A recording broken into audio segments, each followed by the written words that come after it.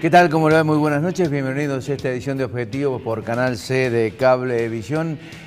Hoy vamos a dialogar de varios temas. Vamos a estar naturalmente con la última columna desde Europa, desde Suiza, con Alfredo Blanco. Vamos a estar con Horacio Parga. Con él vamos a hablar de este emprendimiento monumental que es Manantiales y además, como presidente de la Bolsa de Comercio, vamos a dialogar con él sobre las expectativas que precisamente tiene el empresariado cordobés, habida cuenta de la cercanía de las elecciones nacionales y provinciales.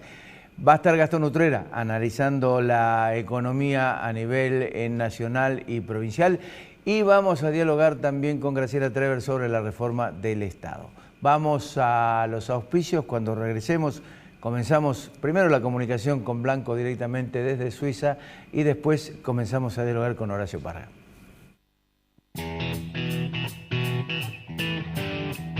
Fabicur Ixa, Marco Aurelio Sosa, Cooperativa Horizonte, Inversia, Instituto San Agustín, Cotreco, Aberturas Urbantec, Centro Robles, Doctora Elvia Guzmán, La Anastasia, El Arrabal, Taller Alam.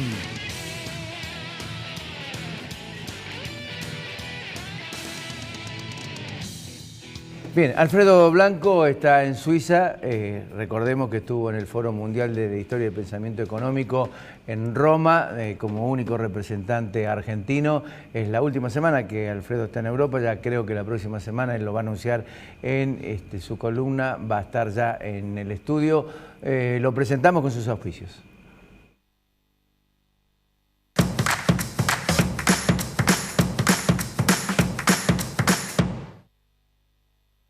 Defensor de los derechos de las niñas, niños y adolescentes de la provincia de Córdoba. República de Chile sin número, Parque Sarmiento, Córdoba. Teléfono 0351 598 7620 al 25. La calidad, nuestra pasión. La satisfacción del cliente, nuestra obsesión. En Fabicur Ixa hacemos la vida más segura. www.fabicur.com.ar. Marco Aurelio Sosa, 58 años liderando en caños de acero. www.marcoaureliososa.com.ar.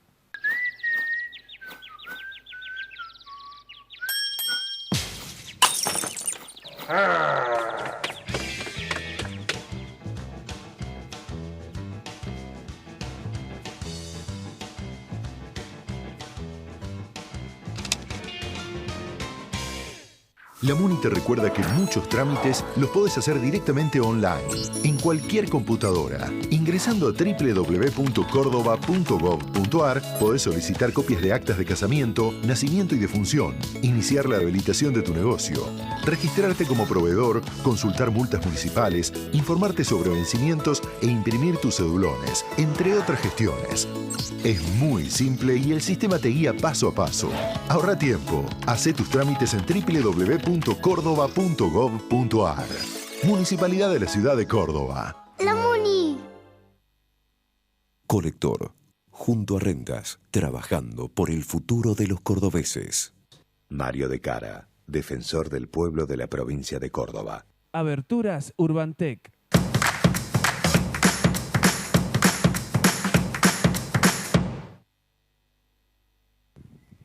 Hola, buenas noches. Esta es nuestra última salida desde Suiza. Ya hace más de un mes que partí de Córdoba, de manera tal que es hora ya de ir volviendo.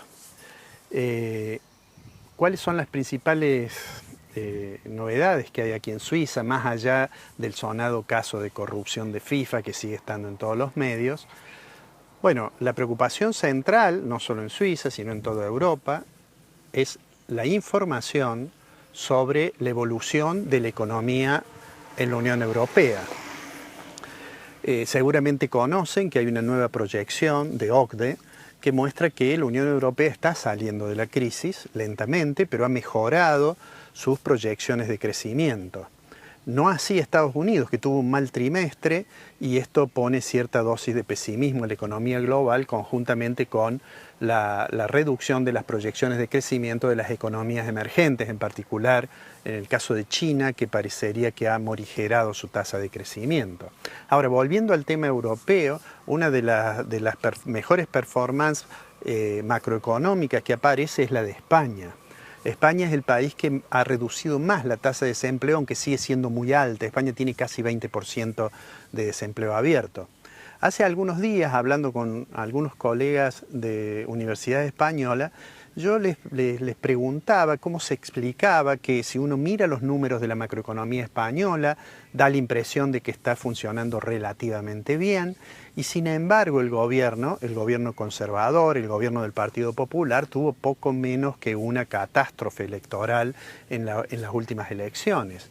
Me decían ellos que lo que sucede es que, bueno, el comportamiento macroeconómico tarda a ser percibido por la gente, tarda en llegarle al ciudadano común, y sobre todo me señalaban que buena parte, por ejemplo, del aumento de empleo o de la reducción de tasa de desempleo se hace sobre la base de desempleos de no muy buena calidad, de desempleo más o menos precario, y esto hace que entonces, en realidad, la imagen de los ciudadanos españoles respecto del gobierno fuera negativa, y esto se tradujo en un resultado electoral realmente muy malo para el Partido Popular, y por estos días están haciendo negociaciones entre el Partido Socialista Obrero Español y las fuerzas como Podemos, estos herederos de los indignados de Madrid, que están tratando de acordar para formar gobierno, en el caso particular de la Alcaldía de Madrid, seguramente a partir de una alianza entre Podemos y el PSOE.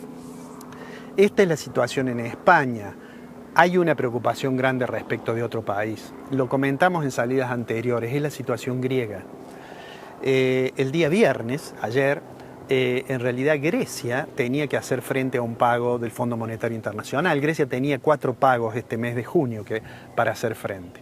Y aunque las negociaciones entre Grecia y los bancos y la Unión Europea, la Comisión Europea y el Banco Central Europeo parecían ir más o menos encaminados, al menos a juicio del primer ministro griego, en realidad Grecia ha informado, y ustedes seguramente ya lo conocen, que el pago del viernes pasado no lo realizaba y que unificaba este pago con los otros 3 pagos que tiene que hacer en junio para finalmente pagarlos el 30 de junio. Es decir, hizo uso de una prerrogativa que tiene cualquier deudor del Fondo Monetario, que es cuando tiene muchos vencimientos o varios en un mes, poder unificarlos y diferir su pago. Pero en realidad este es un mecanismo poco utilizado.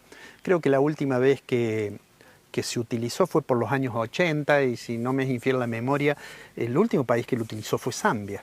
En realidad lo que ha hecho el primer ministro, lo que ha hecho Grecia, es comprar tiempo al Fondo Monetario mientras sigue negociando con los bancos y sigue negociando con sus acreedores.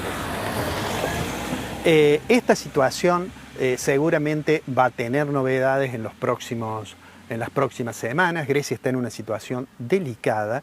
El primer ministro camina por un andarivel muy estrecho entre las negociaciones con sus acreedores, viaja a Bruselas y vuelve a Atenas, y su frente interno. Es decir, las condiciones que le ponen a Grecia, en particular una que tiene que ver con la reducción de las transferencias para pensiones de los sectores más vulnerables, es algo que el gobierno no está dispuesto a hacer.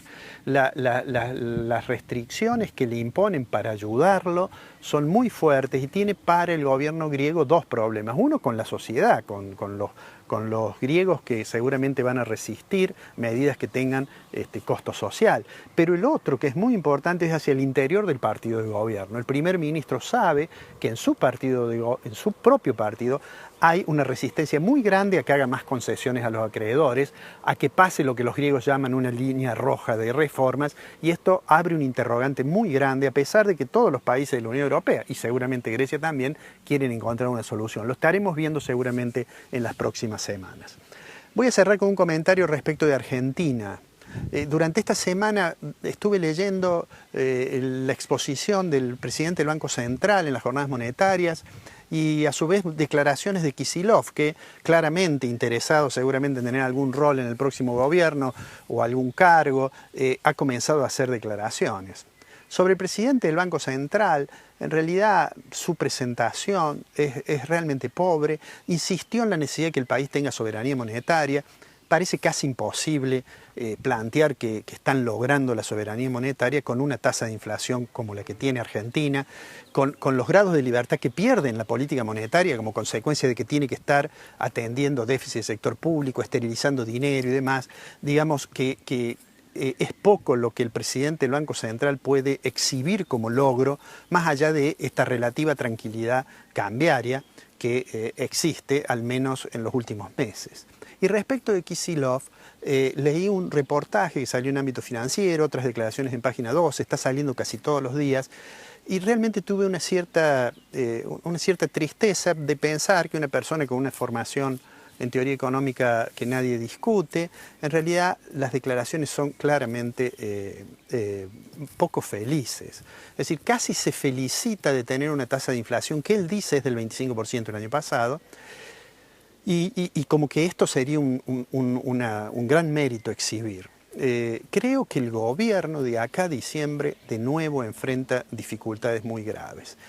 En alguna oportunidad Ricardo Fonseca decía que quienes pueden llegar a ser presidente no dicen mucho sobre qué van a hacer con la economía. No es fácil decirlo, obviamente.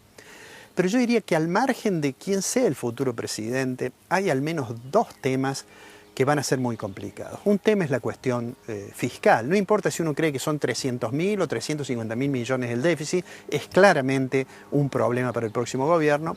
Y el otro tema es el atraso cambiario. Nadie piensa en una mega devaluación que tenga un impacto muy negativo sobre los salarios reales, pero en algún momento algo tendrán que hacer en materia de tipo de cambio, porque de lo contrario vamos a seguir con la situación complicada que hoy tenemos en el sector externo.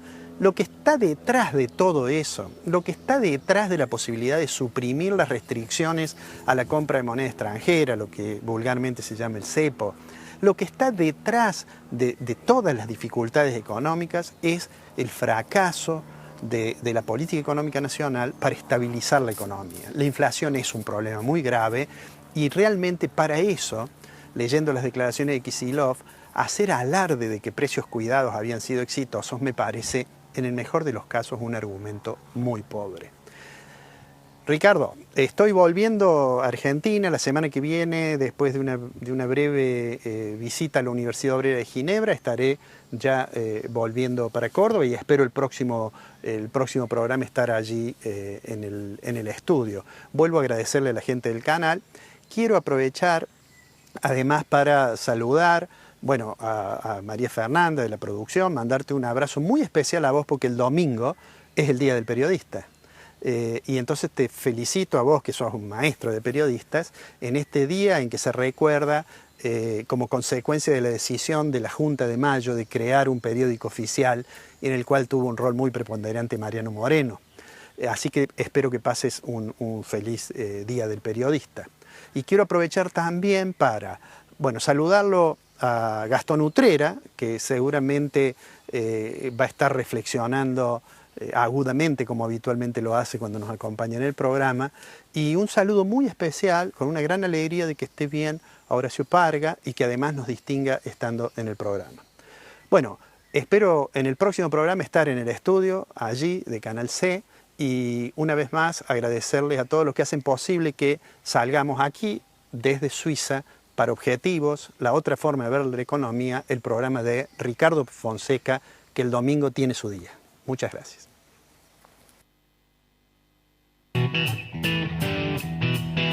Bueno, Horacio, ¿qué tal? ¿Cómo te va? Muchas gracias por la invitación. No, por favor, al contrario, gracias a vos por venir. Cuando la construcción, Horacio, parecía que se paraba, que estaba todo detenido, el grupo sale con una explosión total, con Manantiales. ¿Qué los llevó? Primero, pensemos que hay, una quietud en el empresariado, viendo a ver qué es lo que va a suceder, hay cierta reticencia, hay moderación, nadie ha acentuado las inversiones, y ustedes de repente largan con todo esto.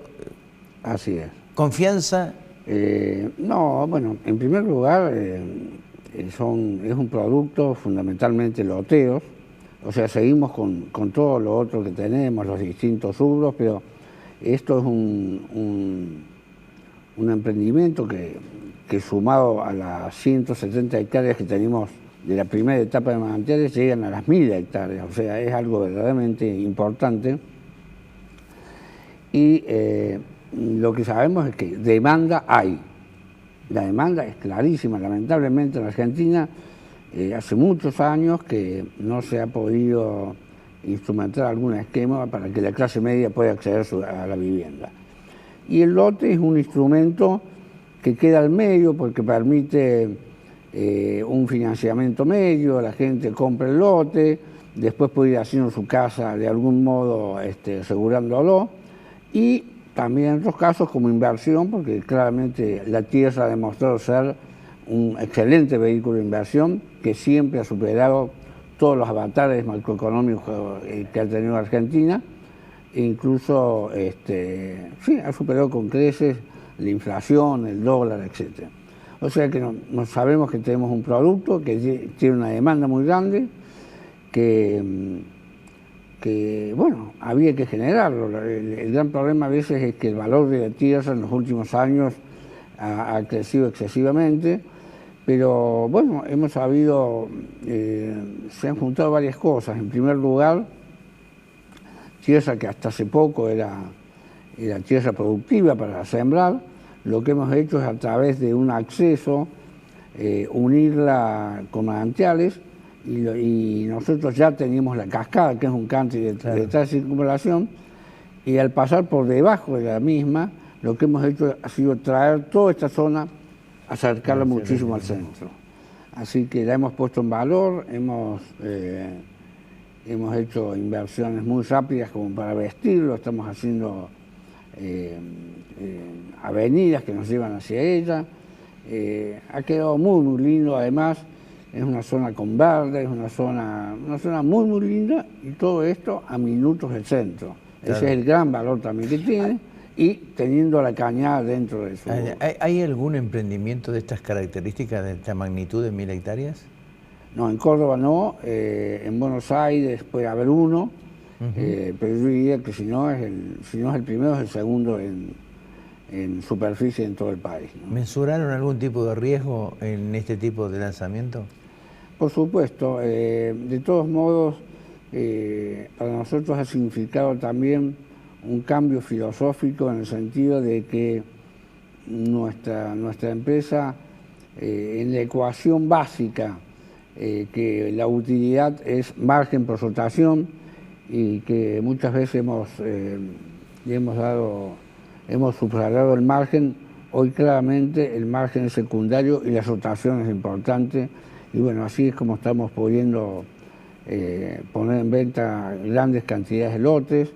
Te digo que es una superficie que va a llevar tiempo, por supuesto, urbanizarla, venderla, pero el día que esté terminado, ahí puede haber viviendo 120.000 personas, ¿no? Esa es la estimación. Una ciudad entera. Una ciudad entera. Una ciudad entera. Y incluso, por supuesto, que no solamente es residencial, sino que va a ser comercial, educativa, deportiva, va a tener todos los elementos que hagan para que sea un lugar, además de ser muy, muy lindo, que permita a la gente vivir, trabajar, educarse, o sea, que permita desarrollar la vida ahí mismo sin necesidad de estar moviéndose de un lado por el otro. Además, producto de la concertación público-privada, que es la que nos permitió cambiar la normativa de esto, nos generamos una obligación de 73 millones de pesos en obras para la ciudad, parte de la cual la mitad aproximadamente va a la zona norte, en Argüello, que ahí va a ser una gran solución, una avenida importante por detrás de la Universidad de Pascal, y acá en la zona sur lo que va a generar es una conectividad muy, muy importante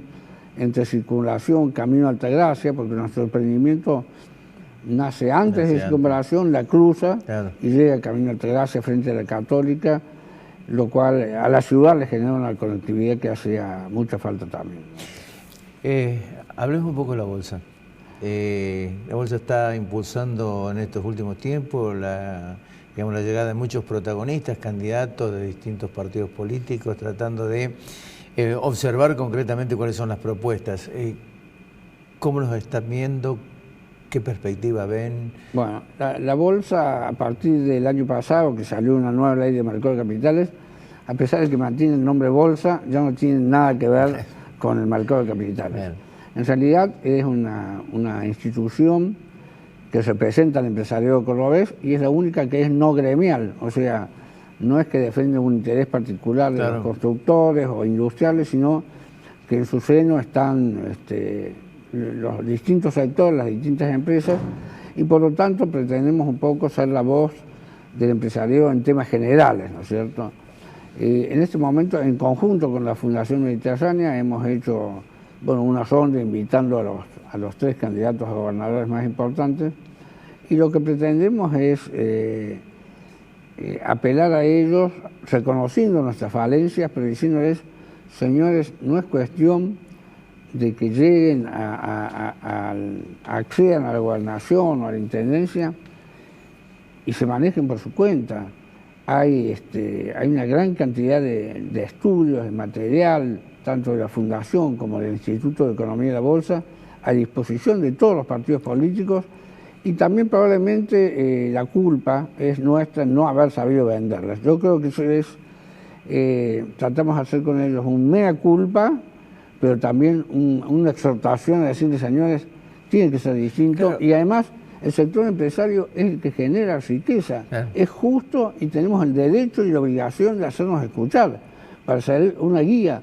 Ellos han sido elegidos, por supuesto tienen derecho a tomar las decisiones, pero sí tenemos el derecho y la obligación de hacernos escuchar antes de que tomen las decisiones. Ahora, uno siempre ha destacado la importancia del Instituto de Investigación de la Bolsa de Comercio como un elemento fundamental, es una especie de Biblia económica que todos los años presentan con los distintos aspectos y desarrollo de los distintos sectores. Ahora, ¿por qué crees que rehúsan tanto los candidatos o los dirigentes políticos en abrevar precisamente en ese tipo digamos, de institutos y de nutrirse concretamente de los estudios que... Bueno, yo como empresario debo pensar que si no lo hacen es porque no lo sabemos vender en primer lugar. O sea, seguramente no lo hemos sabido vender. Lo que creo es que de algún modo tenemos que llegar a la sociedad para que les haga sentir la necesidad. De hecho, por ejemplo, en conjunto con la Fundación Mediterránea estamos tratando de hacer algunos indicadores muy sencillos para que Doña Sosa los entienda, y publicarlos. Estamos viendo con qué periodicidad, si mensual, bimestral, pero que Doña Sosa tenga esa información y pueda saber cuántos empleos provinciales hay, cuántos empleos municipales, cuántos aumentaron, cuánto ganan, qué está pasando en la justicia, qué está pasando con la salud pública. O sea, temas muy importantes, muy gruesos, pero plantearlos de un modo didáctico. Muy didáctico. O sea, didáctico. Nada de un estudio económico profundo, no. Didáctico. Números, cifras o pocas palabras que Doña Sosa entienda perfectamente, y creemos que ese es el mejor modo de que se puede ejercer algún tipo de, no digo control a nuestros gobernantes, pero sí que la gente sepa lo que está pasando y nosotros podemos acercarle a nuestras propuestas como empresarios o guías y que ellos sepan escuchar y tomar las decisiones de acuerdo a su mejor realidad. En ese marco de conferencias, Horacio, ¿qué tienen previsto? Creo que el jueves hay una ya, ¿no? Campanario creo que viene. Sí, esto es el almuerzo que hacemos mensualmente. Viene Sebastián Campanario, que tiene varios libros escritos, es un especialista en temas de innovación, que la verdad que es un tema para mí apasionante, sí. Es un tema que yo creo que tiene cada día más vigencia. Creo que no hay ninguna posibilidad de que una empresa tenga perdurabilidad si no está innovando permanentemente. Y muchas veces creemos que la innovación es una idea genial o revolucionaria que se nos ocurre, y no es así. Es un proceso, es una cultura que tiene que tener la empresa, donde todos, desde la persona que limpia hasta el presidente, tienen que estar pensando en cómo mejorar la cosa, cómo generar nuevas, y por supuesto todo con un sentido de mejorar el servicio al cliente, ¿no? ¿Y en el futuro tienen previsto otras charlas? Sí, por supuesto. Hay uno que ya está invitado, no sé la fecha, en septiembre, al Conadamón. Estábamos Jorge Fuentevecchia, es probable que venga. Y bueno, lo vamos armando, pero tratamos a nuestros socios en los almuerzos de pintarles el panorama económico, que lo hace el director del Instituto de Economía, y después mezclarlo con estas visiones o políticas o de temas puntuales como pueden ser innovación. Horacio, me sumo a Alfredo, me alegro de verte bien, me alegro de verte dinámico, con muchas ganas de hacer cosas, así que te felicito y bueno, gracias por venir. Muchísimas gracias por la invitación, ha sido un placer. Ya volvemos.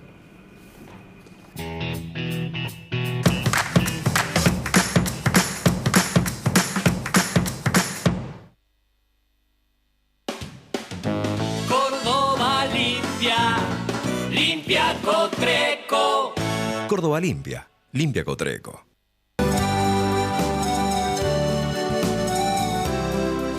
Muchos cordobeses tenemos la sensación de vivir con lo justo, que para más no alcanza. Y hay mucho de cierto en eso. Por ejemplo, Ada Bustamante, docente, alquilaba un pequeño departamento y se privó al máximo de todo lo que la mujer puede querer. Salida, ropas, calzado, billutería, etc. O Jorge Gaido, vendedor ambulante, no tiene auto todavía, no tiene cable, no sale de vacaciones, etc. O también Ada Massa, ama de casa, que tampoco tiene auto o moto todavía, ni tiene internet, ni un aire acondicionado siquiera.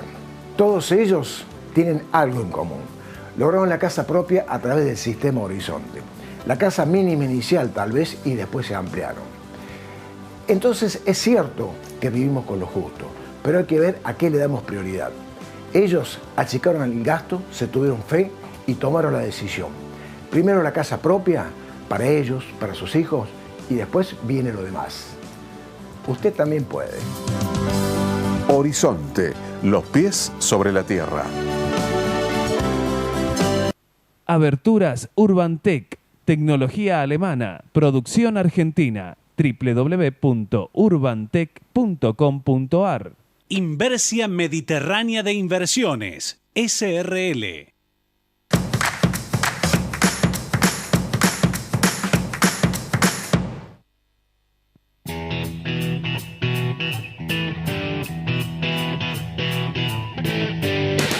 Graciela Trever es economista, contadora y además es candidata al Tribunal de Cuentas por Córdoba Podemos.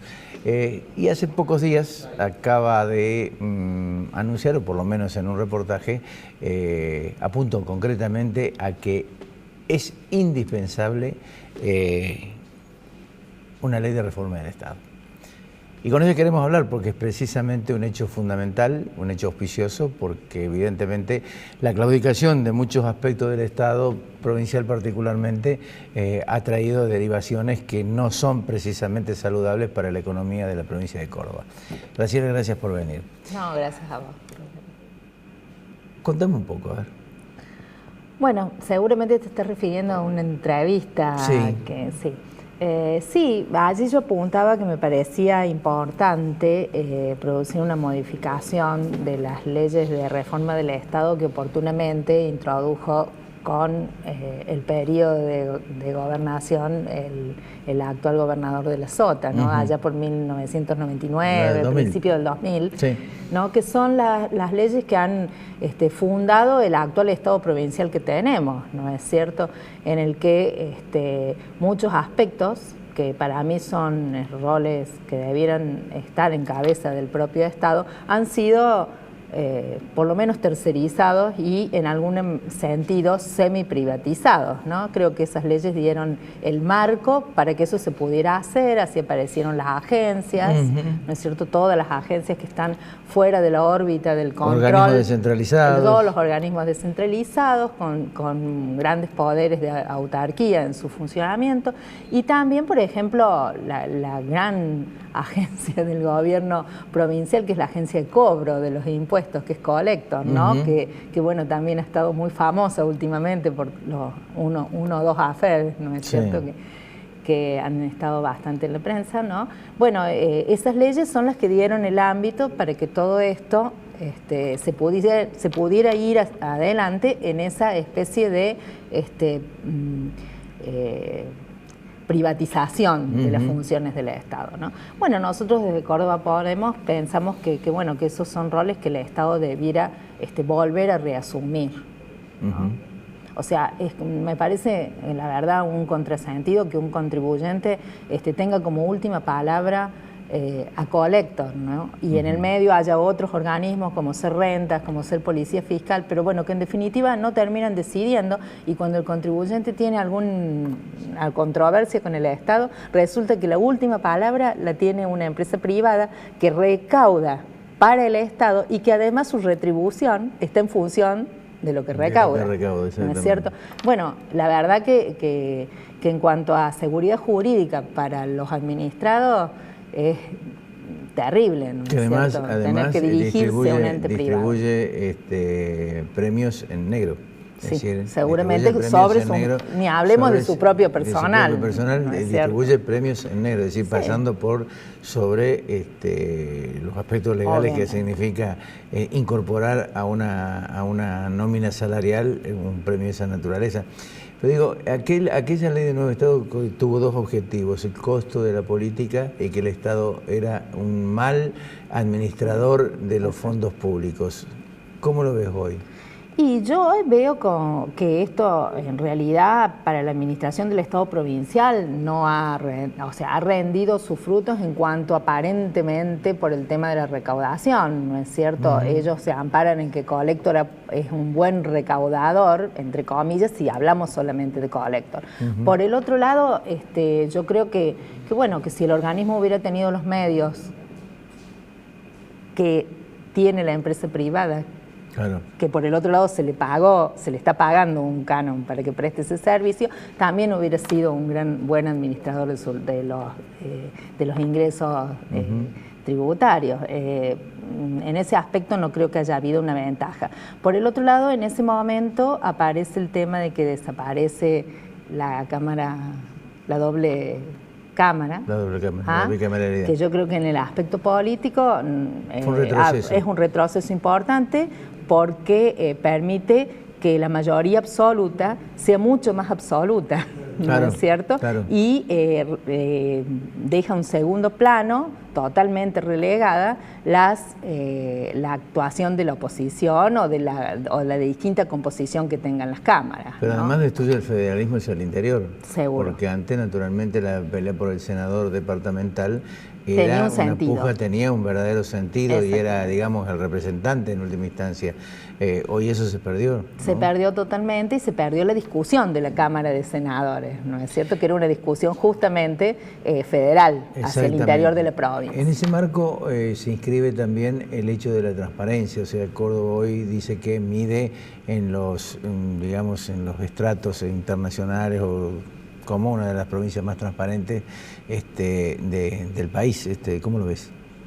Y yo lo veo que tiene una fachada de transparencia, ¿no es cierto? Pero si uno analiza las cuentas fiscales no parecen tan transparentes, ¿no es cierto? O sea, muestra lo que quiere mostrar. Por ejemplo, si uno analiza el tema de la deuda de la provincia de Córdoba, y bueno, la ejecución presupuestaria muestra la deuda de la Administración Central, muestra en un renglón la deuda de la Agencia de Financiamiento, y justamente basada en todas esas leyes de reforma del Estado del año 2000, deja fuera todas las agencias, todos los organismos descentralizados, ni hablar que de las deudas de las empresas públicas, ¿no es cierto? Y alguna otra deuda, también, como por ejemplo la de la Central Pilar, también queda afuera, o sea que prácticamente queda afuera la mitad de la deuda. Es decir, si a eso se llama transparencia, bueno, creo que tenemos un criterio distinto de lo que es la transparencia. Creo que una reforma de esas leyes debiera poder permitir transparentar toda la gestión del Estado. Y hoy no lo ves así. Creo que no. Graciela, ¿cómo observás, la herencia que pueda recibir quien venga o quien de alguna manera sea a cargo del gobierno de la provincia de Córdoba? Teniendo en cuenta esto que planteabas, ¿no? O sea, el cúmulo de deuda, la deuda flotante, elementos que han crecido mucho, ¿no? En estos últimos, por lo menos en este último trimestre, hay un despegue muy fuerte de deuda, ¿no?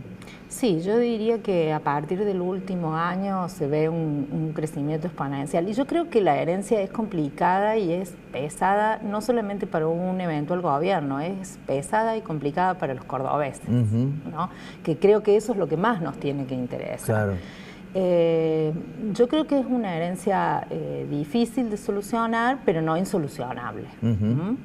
Creo que el condicionante fundamental de cualquier economía es la deuda. La deuda. ¿No? Aun cuando nos digan que está calzada, que tranquilos, que ya la vamos... No, el condicionante fundamental es la deuda, porque hace no solo a la necesidad de hacerle frente, sino al condicionamiento con el que se para un Estado en todas las posibles instancias de negociación que tenga. Entonces creo que, así como lo fue a nivel nacional, el condicionante fundamental que tiene hoy la economía de Córdoba es la deuda. Y la deuda es una deuda muy pesada y es cada vez más peligrosa en el sentido de que cada vez está creciendo con mayor fuerza la deuda flotante. Sí, sí. La deuda flotante hoy llega a 11.000 millones. Sí. Hace poco, hace 3, 4 meses, era 7.000 millones. 7.000 millones. ¿No es cierto? Entonces viene creciendo en una forma exponencial. Y bueno, hay un par de indicadores que uno los ve cuando analiza la deuda flotante. Por ejemplo, en trabajos públicos de inversión pública, hoy la provincia tiene comprometido, tiene presupuestado más o menos 8.000 millones. Así es. Comprometido 3.500. Ordenado a pagar 750 y pagado efectivamente 350. Acordémonos que estamos en los 3 primeros meses. Así es. Obvio que estamos en época de campaña y han apurado las obras. Pero ¿qué pasa? ¿Qué nos están diciendo esos números? Pues yo, para decirle a la gente que no, por allí dice, bueno, pero ¿qué es comprometido? ¿Qué es ordenado a pagar? Bueno, efectivamente han pagado a los contratistas el 10% de lo que han certificado.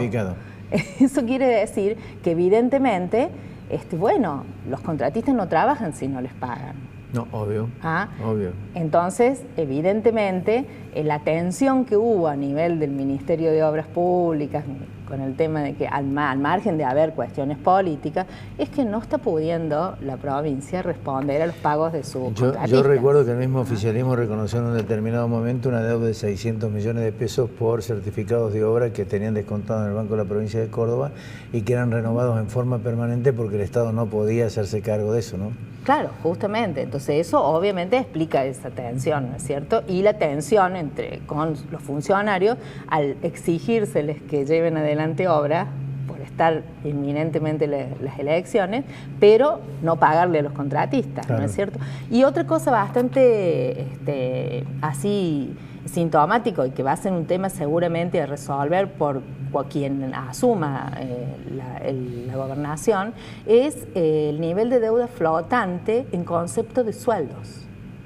Hay más o menos 1.700 millones de deuda flotante en concepto de sueldos y cuando hablamos de sueldos en la provincia de Córdoba hablamos de educación fundamentalmente, o sea, maestros suplentes, maestros interinos que hace 8 o 9 meses que no cobran. Entonces, bueno, pero la ingeniería de la cuenta 201 a ellos del FUCOR les ha servido concretamente para poder manejarse con cierta arbitrariedad y con cierto, te diría también con cierto desahogo para poder cumplir con los compromisos salariales a fin de mes. Es decir, nunca se han atrasado, aunque han ido incrementando por otro lado una deuda que es exponencial, claro, como vos decías. Una deuda exponencial lado, ¿no? Por el otro lado. Sí, han cubierto los sueldos con esa tardanza, ¿no es cierto? Porque todo el personal interino, suplente y demás tiene muchos meses sin cobrar, pero los han ido, digamos, manejando a través del... Párrafo aparte, el ratio impositivo de la provincia, ¿no? Tributario, que es... Y bueno, la provincia sigue teniendo la misma estructura que ha tenido siempre, ¿no es cierto? La provincia recauda el 40% de sus ingresos tributarios. El 60% viene de la nación a través ya sea de coparticipación o de participación por el otro lado. Y de ese 40%, el 80% son impuestos al consumo y yo diría casi el 85% si tomamos la tasa vial como un impuesto directo al consumo. Tomemos todos los ingresos no impositivos. Sí, los ingresos prácticamente no impositivos desde 2009.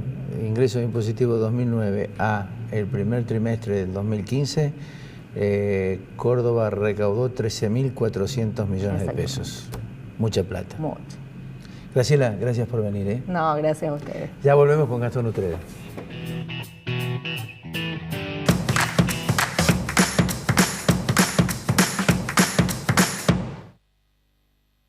Si usted es un profesional en ciencias económicas, aunque trabaje en relación de dependencia, debe matricularse en el Consejo de Ciencias Económicas. Marco Aurelio Sosa, 58 años liderando en caños de acero. www.marcoaureliososa.com.ar. La calidad, nuestra pasión. La satisfacción del cliente, nuestra obsesión. En Fabicur Ixa hacemos la vida más segura. www.fabicur.com.ar. Instituto San Agustín, IMIX, CIAFA, Sistema de Autorización y Provisión de Medicamentos Oncológicos, certificación normas ISO 9001.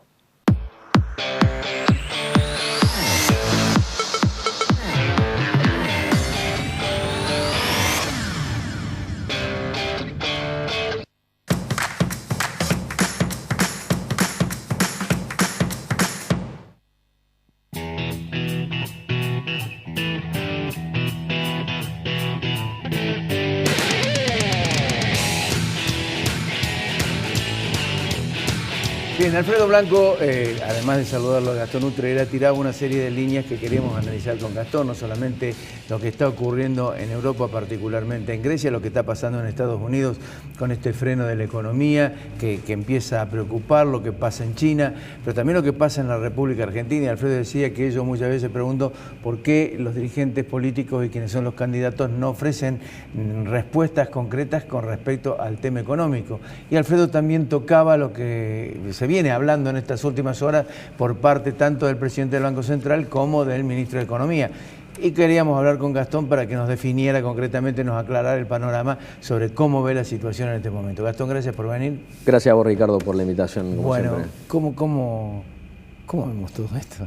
Bueno, por un lado, es cierto que el gobierno, y lo mencionó Alfredo, tiene la cuestión financiera relacionada con el dólar paralelo, relativamente estable.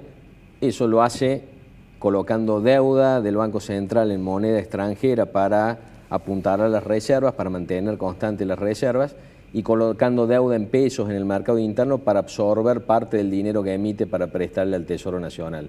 Seguramente lo va a seguir haciendo o va a intentar hacerlo hasta final de mandato, pero eso va a condicionar la política monetaria del próximo gobierno, que va a recibir un Banco Central con mucha deuda en moneda extranjera, que va a requerir hacer algo para preservar reservas, para reemplazar esa fuente de apuntalamiento de las reservas, y por otro lado va a tener que emitir mucho dinero nada más que para pagar los intereses de esas letras. Pero mientras tanto, a este gobierno con una mirada a corto plazo le sirve para llegar tranquilo hasta final de mandato, por lo menos para intentarlo en el frente financiero.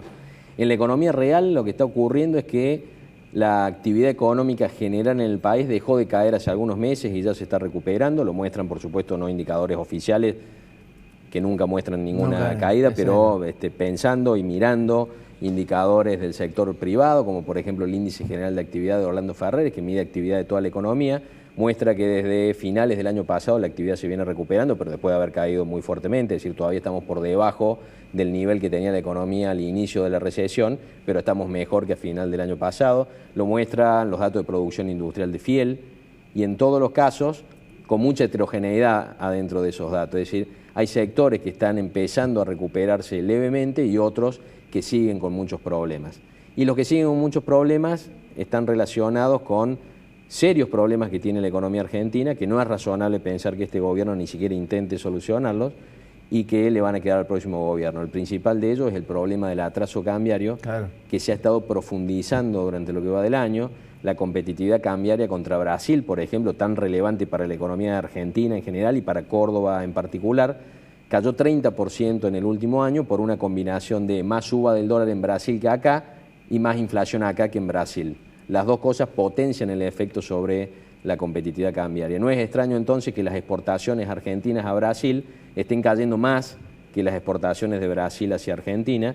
No es extraño que no cierren los números en el sector metalmecánico, que no cierren los números en el sector agropecuario, que no cierren los números en las economías regionales, muy importante, por ejemplo, para muchas provincias, como por ejemplo Mendoza, y en general todo el interior argentino está muy perjudicado por el atraso cambiario, y hasta servicios de alto valor agregado que se exportan, como la producción, el desarrollo de software acá en Córdoba, para el cual tampoco cierran los números por efecto del atraso cambiario. Ahora, y esa claramente va a ser una herencia para el próximo Claro, gobierno. ahora vos decís eso y es realmente importante porque me da la impresión de que eso necesita de una imperiosa decisión política tomada, digamos, en un poco lapso, le queda poco tiempo, mejor dicho, tiene un trámite o un trayecto muy corto el próximo gobierno para no despegar con respecto a ese atraso cambiario. Ahora, el problema es quién toma una decisión de esa naturaleza con el impacto que puede generar sobre un proceso inflacionario o sobre el deterioro del salario. Bueno, porque depende de qué modo se quiera arreglar y por eso es tan importante mirar, y lo hablábamos la otra vez acá,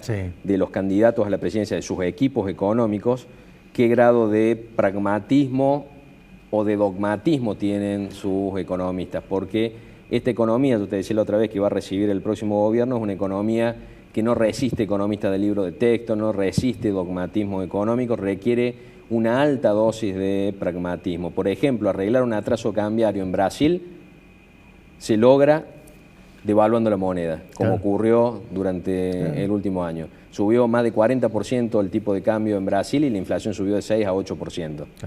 De tal manera que hubo un fuerte cambio de precios relativos que favorece a Brasil y es la contracara de lo que nosotros estamos sufriendo contra Brasil. Hacer eso en Argentina, en un contexto de atraso cambiario, pero al mismo tiempo de alta inflación, es absolutamente inviable. Ya lo vio el gobierno el año pasado cuando devaluó, arrastró rápido los precios internos y quedó en el mismo lugar en cuanto al problema de competitividad cambiaria, pero además con más inflación.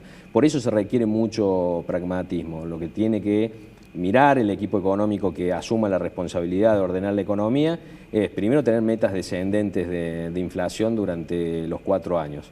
Acordar con empresarios y sindicatos ajustes de precios y salarios consistentes con esos objetivos inflacionarios y empezar a bajar gradualmente el déficit fiscal y la emisión, porque si vamos a tener inflación residual durante todos los años del próximo gobierno, no tiene sentido eliminar el déficit fiscal y la emisión de golpe porque eso es recesivo, pues se pasa de largo, digamos, una economía que tiene en el primer año 25 de inflación o 20, lo cual sería un logro, es una economía que necesita más dinero para funcionar, emisión menor que cuando la inflación es del 30, pero mayor que cuando una inflación es del 0, con lo cual el gobierno, el Banco Central todavía va a tener margen para emitir. Ahora, es decir, hay que calibrar bien esas políticas económicas. La emisión le sirvió al gobierno concretamente para poder sostener el nivel de consumo, es decir, tratar de inyectar dinero para de alguna manera mantener el consumo. Y ese consumo que vos decías que se va levantando, la pregunta que yo haría, te pregunto es, ¿está impulsado por mayor inyección de dinero o por mayor confianza digamos, de quien compra, de quien adquiere?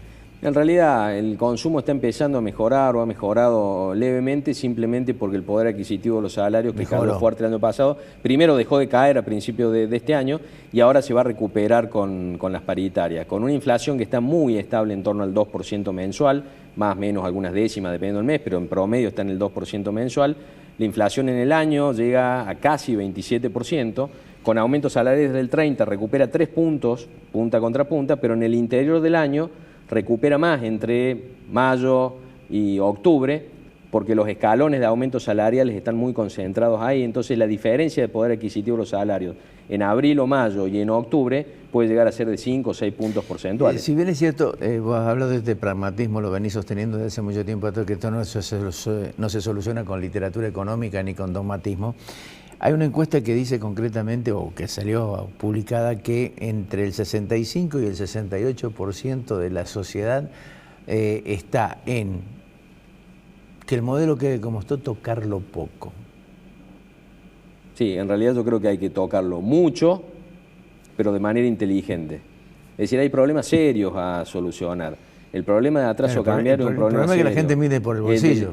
Ese es el tema. Bueno, lo que pasa es que hay alternativas para hacer el acomodamiento de la economía de un mal modo que sea muy recesivo. Por ejemplo, quien crea que esta inflación del 30%, muy estable en el 2% mensual, que llega casi al 30%, porque precios suben porque subieron los salarios, y salarios suben porque subieron los precios, y todo eso le da cierta vida propia a la inflación, el que crea que esa inflación se baja solo con ajuste monetario y fiscal, va a generar una recesión enorme y va a generar un costo social enorme, y esas políticas están destinadas al fracaso. Pueden funcionar en una economía con 5, 6, 7% anual de inflación, pero no con una economía con el 30% de inflación. Hace una semana Federico Sturzenegger dijo en una entrevista televisiva que las paritarias no tienen nada que ver con la inflación, es decir, no existe este círculo de precio y salario, que es obvio que existe, y la inflación está solo relacionada con lo monetario y lo fiscal.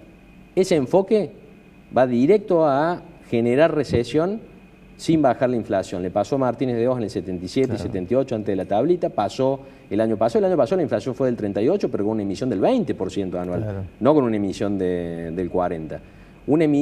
Contener la emisión o bajar la emisión de dinero, mientras las paritarias siguen cerrando al 30, los precios suben al 30 y las paritarias entonces tienen que cerrar de nuevo en el 30, es inviable, porque eso no reduce la inflación, genera recesión y hace fracasar cualquier programa antiinflacionario. Afortunadamente, ya que lo menciona Federico Sturzenegger, creo que hay algo positivo en que Macri esté escuchando consejos económicos de Alfonso Prat Gay en lugar de los consejos de un equipo económico, que no hay ninguna cuestión personal en esto, es simplemente fijarse en las ideas de ¿esto que decía? ¿Literatura económica o Federico dogmatismo o pragmatismo? Y Melconian es dogmatismo puro. Federico Sturzenegger planteó que una forma de reducir la informalidad en Argentina es eliminando el billete de 100 para que operemos como máximo con billete de 50. Eso puede ocurrir en Alemania con el euro de 500, con el billete de 500 euros, donde obviamente el billete de 500 euros es para el narcotráfico y para las operaciones ilegales, con lo cual tiene sentido eliminarlo y la economía funciona porque nadie usa el billete de 500 euros en la economía en blanco. Pero en Argentina, donde ya estamos viendo todas las complicaciones de que el billete de 100 queda corto, donde los cajeros duran pocas horas llenos, se rompen a cada rato, hacen falta montones de camiones de caudales, montones de personas dentro de los bancos contando billetes, todos esos problemas se duplican bajando los billetes de 100 a 50 pesos como máxima denominación, y todos estos ejemplos que te di son de la economía en blanco, no de la economía en negro. Es decir, nos van a complicar la vida a los que estamos en blanco, y el que está en negro no va a dejar de estar en negro porque se le complique el uso de billetes. Usará otra cosa, usará el billete de euros, de dólares, peso paraguayo, cualquier otra cosa. Es decir, es un disparate que solo puede provenir de alguien que está leyendo libros de economía para Alemania y no para Argentina. Estamos ya prácticamente en una carrera ya lanzada, y evidentemente habrá que ver en concreto qué es lo que proponen a partir del 10 cuando ya estén todas las listas pronunciadas, las alianzas hechas, y cuál es el proyecto político y económico que plantean los candidatos, ¿no? Probablemente va a haber pocas señales. De hecho, ninguno de los candidatos tiene muchos incentivos a mostrar sus cartas, y lo que tenemos que hacer en realidad es mirar de reojo para tratar de interpretar qué cartas tienen, y de algunas declaraciones tratar de interpretar qué están pensando. Ahí veo favorable en esto de cruzar dogmatismo con pragmatismo, que Macri esté escuchando a Alfonso Prat Gay, que ya haya aparecido en escena Javier González Fraga, planteando lo que yo te planteé acá la última vez, de eliminar el cepo cambiario con un desdoblamiento transitorio del tipo de cambio. Ese tipo de ideas creo que son las que le tienen que acercar a Macri. Y por el lado de Scioli, la dupla Mario Blecher, Miguel Bain, creo que se hace una distribución adecuada del trabajo, y un Miguel Bain de ministro de Economía y un Mario Blecher a negociar la deuda y eventualmente en el Banco Central. Esa puede ser una buena combinación entre pragmatismo para resolver esta situación tan compleja de la economía y cierto perfil más ortodoxo para los temas financieros y los temas de la deuda. Que es Blecher. Con lo cual, sí, terminar haciendo esa la dupla, Miguel Bain, Mario Blecher, en el caso de Scioli presidente, o una dupla, Javier González Fraga en el Ministerio de Economía y Alfonso Prat Gay en el Banco Central negociando la deuda en el caso de Macri, me quedaría un poco más tranquilo de que puedan aparecer el tipo de ideas necesarias para acomodar esta economía. El equipo que venía mostrando Macri hasta ahora, claramente creo, en este sentido, es lo contrario de lo que Argentina necesita. Después, bueno, están las cuestiones políticas de cuánto poder político va a tener uno y cuán condicionado va a estar el otro. Gastón, gracias por venir. Gracias a vos, Ricardo. Ya volvemos.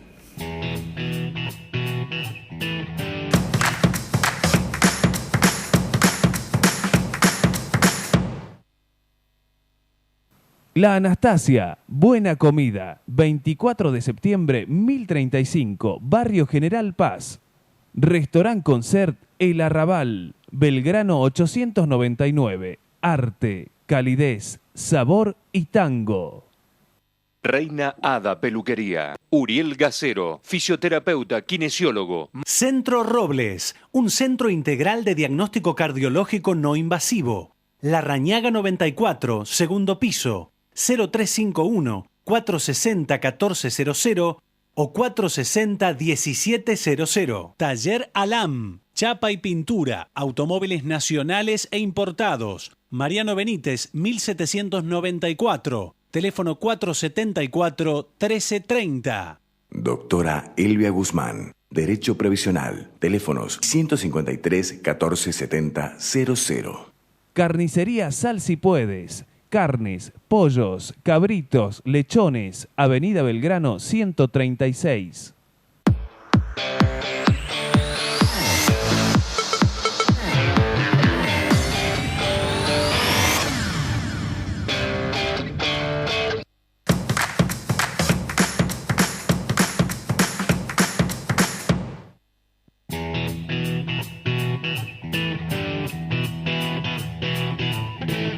Bueno, hasta aquí llegamos. Hemos tenido un programa donde hemos visto los desafíos empresariales, la labor del Instituto y de la Bolsa de Comercio en apoyar técnicamente a quienes realmente lo requieran de la dirigencia política. Hablamos de la ley de reforma del Estado que propone Graciela Trever a través de Córdoba Podemos. Y ya vemos a través de Gastón Utrera y el análisis profundo y sistemático que viene realizando de la economía durante mucho tiempo a esta parte, coincidiendo prácticamente en términos generales con una cuestión de convicción desde el punto de vista económico, contrarresta con las opiniones que evidentemente pronuncian o difieren concretamente de aquellos que desde una posición ortodoxa intentan hacer de la economía un instrumento de ajuste. De todas formas, las parejas se van armando, la posibilidad de elección de una alternativa económica siempre está a la luz, las posibilidades de que esto se concreten también requiere de lo que decía precisamente Gastón Utrera, dejar de lado la literatura económica, dejar de lado los dogmatismos y emplear dentro del pragmatismo las necesidades que de alguna manera tenga la sociedad argentina para que de esas resoluciones que se tomen, de esas iniciativas que se pongan en marcha, el menor dolor posible lo tenga que soportar precisamente la sociedad en general. Esperemos, esto recién comienza, de acá hasta octubre hay mucho tiempo. Hasta la semana que viene.